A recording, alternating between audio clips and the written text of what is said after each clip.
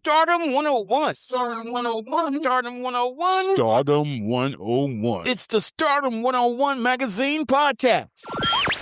Shining light on today's tastemakers and innovators. Keep it with your host, Christopher Boykin. It's the Stardom 101 magazine podcast. Welcome back, ladies and gentlemen, to the Stardom 101 magazine podcast here on iHeartRadio. Thank you guys as you continue to come back to this platform and support us as we spotlight creators, entrepreneurs, and various visionaries impacting industries all over the globe. Today, we are joined by filmmaker, writer, actor, and all-around creative, Irwin. At just 24 years old, Ethan has worn almost every hat in filmmaking. I mean, he's done a great job as well. From writing, literally, from directing to lighting, to audio, post-production. He's currently promoting his action short shot and an upcoming energy drink that I definitely can't wait to hear about. This brand's called Filmmakers Fix, a new animated project titled Little Mr. Fantasy, and ambitious, 7-episode series inspired by 7 deadly sins. Ethan, welcome to the show. Thank you for choosing Stardom. How you doing today, my friend? I'm doing very good. Thank you again for having me, especially during this lovely summer. I hope your day's been fantastic as well. Exactly, right? We're on a Saturday. The sun is shining. It's beautiful. It's at the beginning of the summer, and we are here. Exactly. Yes, indeed. You said you weren't planning to become a filmmaker at all. What was it about your high school video class that kind of unexpectedly changed your direction? Like what happened, and that gave you that momentum to pivot forward? Yeah, I think it was the way it was very collaborative, and the ability for us to make whatever film we made. Because every time our high school made a film or are going to, we allowed every single idea. It could be documentary, acting. I think that was what like gave me the inspiration, because I'm like, okay, I can create whatever I want, and I can do it however I like, whatever comes to my mind. Nice. And I guess ever since I added my ideas and added my contributions to other people's films, I've seen a lot more results, and I've gotten a lot more praise out of it than I did when I was wanting to be a comic book creator. I was like, okay, you know what? I'm gonna join you guys because this sounds fun. That's what's up. Okay, wow. And your teacher, Andy Lormier, what did, literally maybe he see in you that maybe you didn't see in yourself at first? Did you always have like a knack for that, or do you credit your teacher for being able to pinpoint a talent that you probably didn't see at that point? Honestly, I'm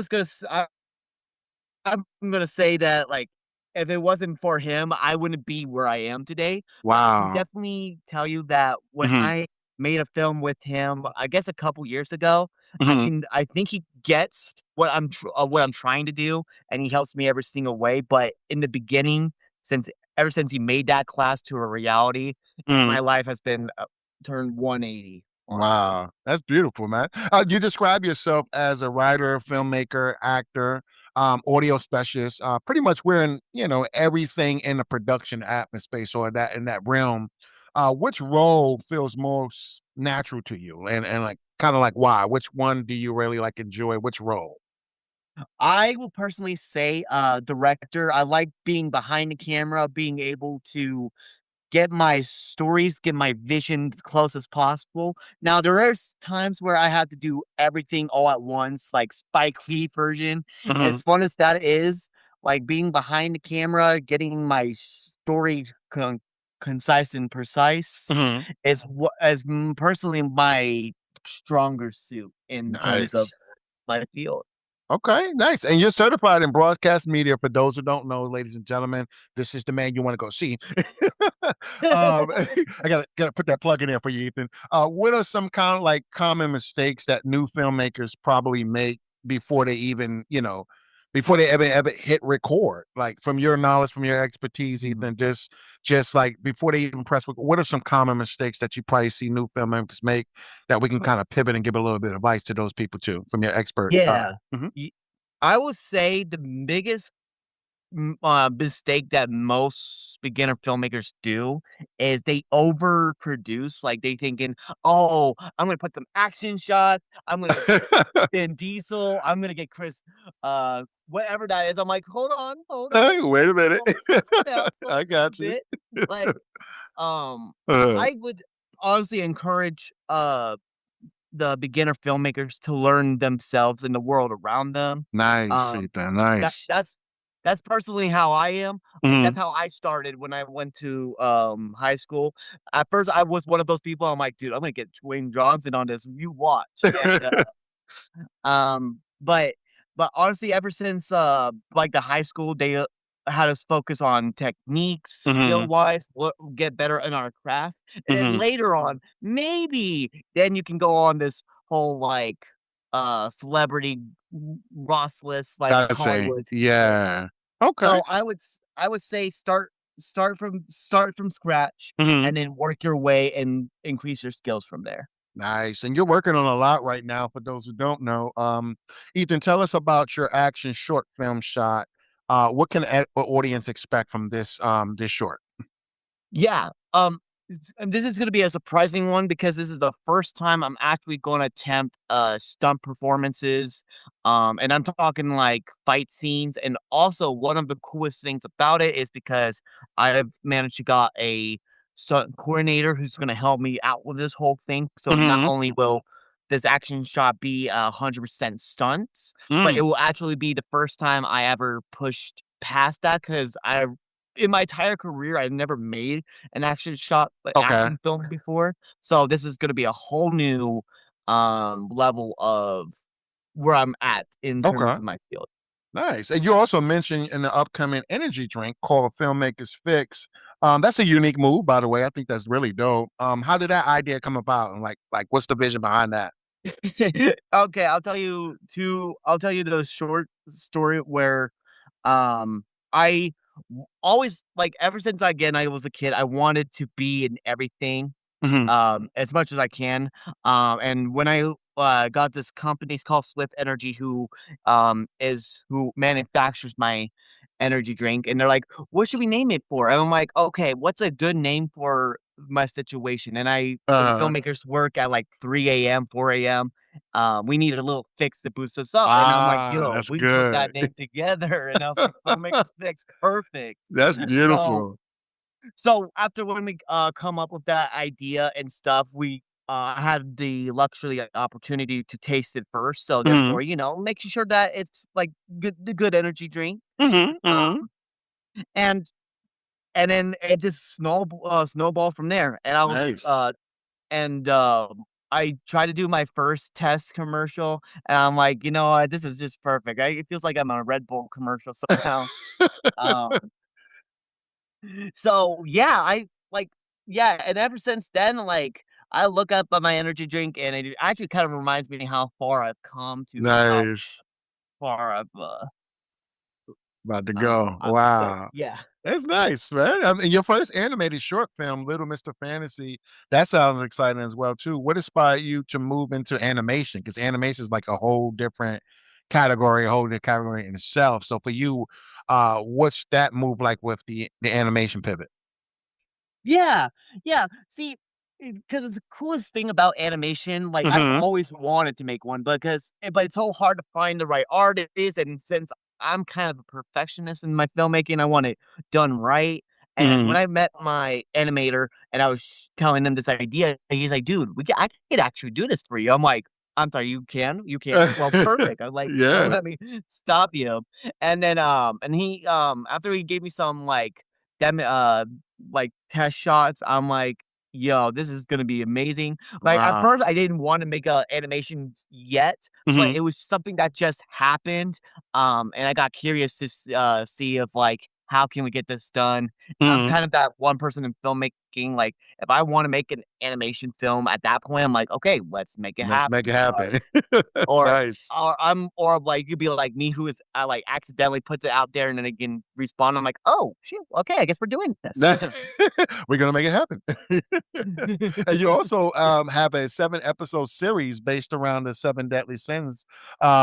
Without giving away any spoilers, right? We don't give away too much. What drew you to that concept? Because the series, you and I know right now in film world, that's a big thing. That's like a whole Yeah. new thing, right? So for you, what drew you to that concept? Yeah. So the idea for behind this concept, because I had a writer's block at one point, but then there was something there was a show, I think it was Supernatural or something, and they like depict the 7 deadly sins. I'm like, what if we made it differently? Mhm. So after when I got this conceptual like series started, like it not only broke me out of the writer's block, Mhm. but it actually developed a lot more ways I can tell a story within like 7 different ways, you know? So, Creative, nice. yeah, so Mhm. and ever since I made the conceptual screenwriting and stuff, I Mhm. realized how cool like 7 deadly sins will be and Mhm. how different they are from each other.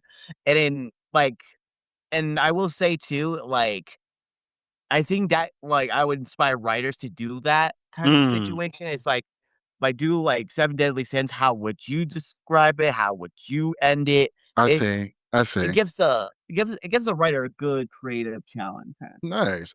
And you've collaborated with King Vader, also known as Dominique Barrett, for those who don't know. That's someone many people know from his work with Will Smith and the Bad Boys campaign. Literally, how did that relationship happen? How did you guys link up? Okay, so I will tell you the coolest story behind, um King Vader is Mhm. that I actually met him I actually texted him when I was in 8th grade, and I was gonna tell him how I was gonna be the greatest filmmaker, and I was expressing that to him, and Uh-huh. he responded to that day, and he was like, "You know what? Chase your dreams. I can't wait to see what you can do." And that kinda gave me that whole, "Alright, Wow. I'm going to That's do this nice. dream." Yeah, that's cool. Yeah, and then, like, ever since, like, I've shown him, like, my work and stuff, you know, showing him where I'm at, and then there was at one point where King Vader was asking for help to make his gaming footage, and that's how I got the opportunity to see if I can get him in my film in exchange for helping out with his editing. Nice. Um, and and after I did that, it kinda gave him more of an impression on me, like, "Oh, I Mhm. killed it," and then I was like, "Hey, since we're here, Yeah. could you, like" and, Great move, by the way. big Oh, move, but yeah. hey, it worked. So, That's and then, right. and since I got the footage from King Vader and I put it within my latest film I made, it's called Meta Surfing for those who wants to know. Mhm. And it became a almost a full circle, and I wanted to work with him personally because to me, he's the most important influences in my life because Mhm.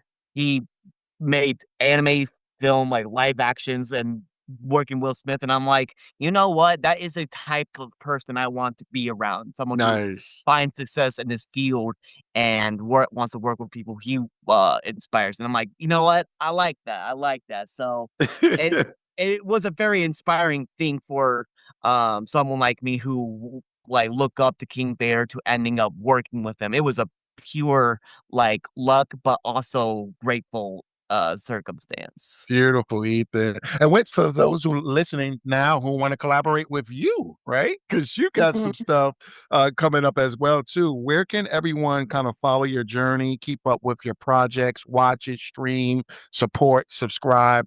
What is the best place for them to literally stay connected with you with these upcoming projects?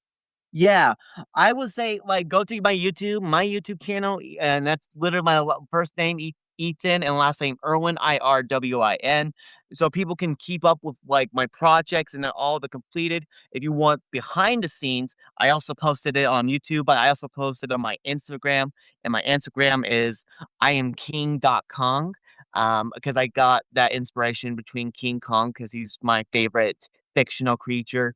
And I'm like, "You know what? I'm gonna adopt Kong, okay?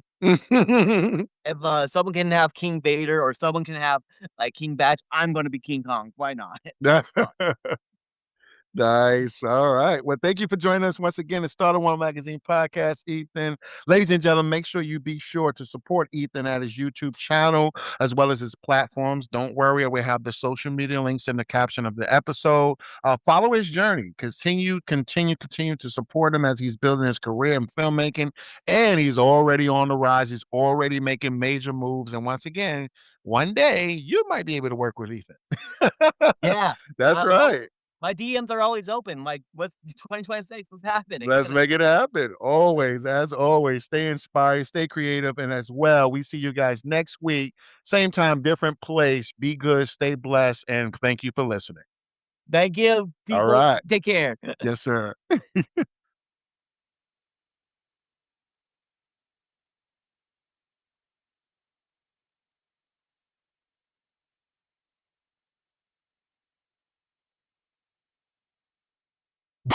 Are you on the rise to stardom? Well, get featured in the next issue of Stardom 101 magazine and promote your business or products today. Text MAG to 804-550-8647 or visit stardom101mag.net. You're listening to the Stardom 101 magazine podcast with Christopher Boykin. Be sure to subscribe and download this episode, and continue to listen to Stardom on iHeartRadio or wherever you get your podcasts.